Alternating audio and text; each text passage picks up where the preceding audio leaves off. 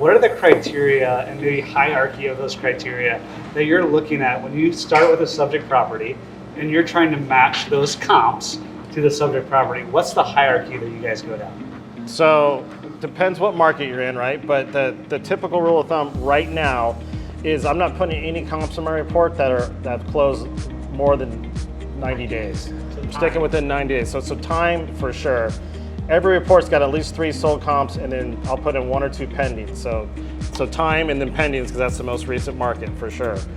And then you basically start with what would be a substitute property. So if you have a 4-bedroom, 3-bathroom house in Del Cerro, getting a 3-bedroom, 2-bathroom house in Allied Gardens is probably not going to be your best comp, right? So what I always do is, what would a similar buyer be also looking at and buying? So the more similar it is, the better. Single level versus two levels, 4 bedrooms versus 3 bedrooms.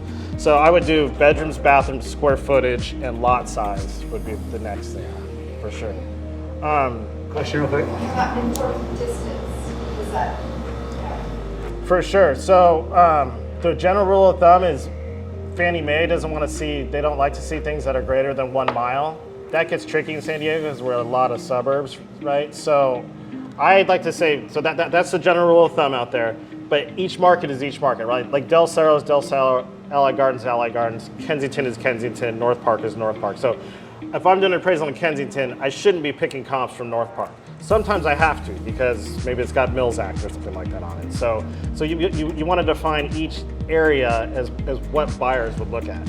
And I know a lot of the times those lines get drawn with school districts.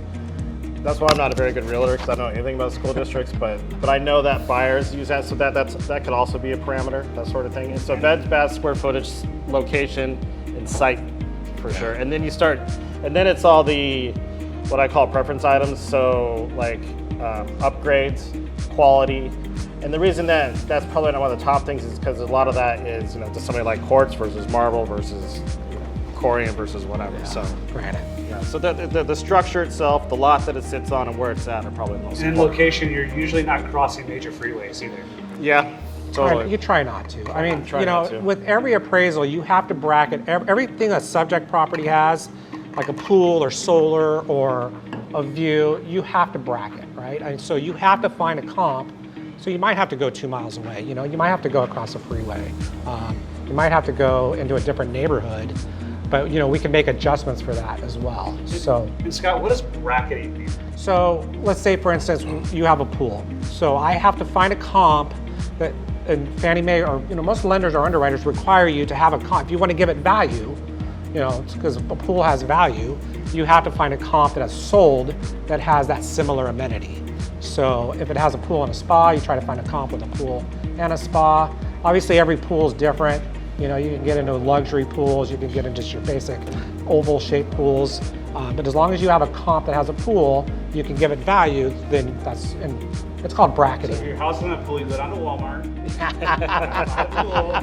It's called bracketing. So you try to you bracket your amenities is what you do. Yeah. So what the base rule of thumb is if we want to give something value, we need to be able to show that the market determines that or deems that has value. So we have to find a comp that's sold that has that value. And what the rule of thumb, the quote unquote thing would be a paired sales analysis. Right. So that's how that's one way to determine how much that amenity is worth.